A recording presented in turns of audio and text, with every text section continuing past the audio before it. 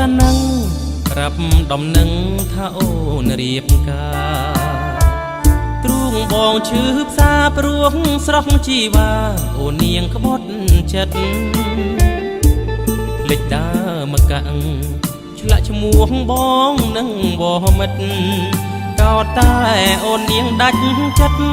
គ្មានអាណិតស្រណោះអាឡ័យអូនភ្លេចអស់ហើយអនុសាយើងទាំងពីរនាក់ក្រោមលុបដាមកកាំងបងថ្នាក់ធ្នប់ប្រឡំបីហាត់ថាទាំងទ្វេក្រសបអោប្រានចរណៃ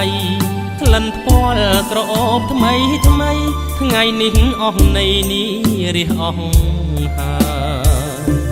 ភូមិសាច់សូធ្ងួចធ្ងោប្រាប់ពីមជីកងថាស្រស់នួនល្អងអូនមិនគួរក្បត់ចិត្តបងឡើយភូមិសម្បូរមាសហួចចិត្តគ្មានពាក្យវេឆ្លើយកងតូចថាហួងពេលហើយដំណាក់ស្នាយអើយកុំស្ដាយនាងអីអង្គរបានអើយខ្ញុំលាហើយលាស្ពានធ្លាប់ឆ្លងលាពីងអូនបងលាស្នេហ៍ប្រែប្រួលអាប់ប្រៃឈប់ស្រណោះតាមពីងភូមិដំណាក់ជ្រៃកងមាសថាកុំអាឡ័យមិនខ្វះទេស្រីដីកំពុងចាំ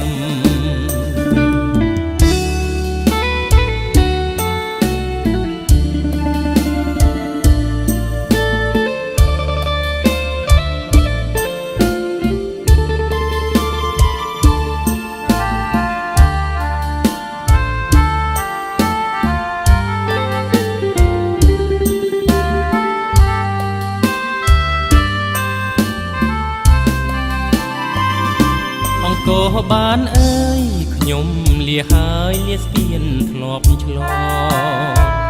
លាពីងអូនបងលាស្នេហ៍ប្រែប្រួលអាប់ប្រៃឈប់ស្រណោះតាមពីងភូមិដំណាក់ជ្រៃកងមាសថាកុំអាឡ័យមិនខ្វះទេស្រីដីកំពុងចាំ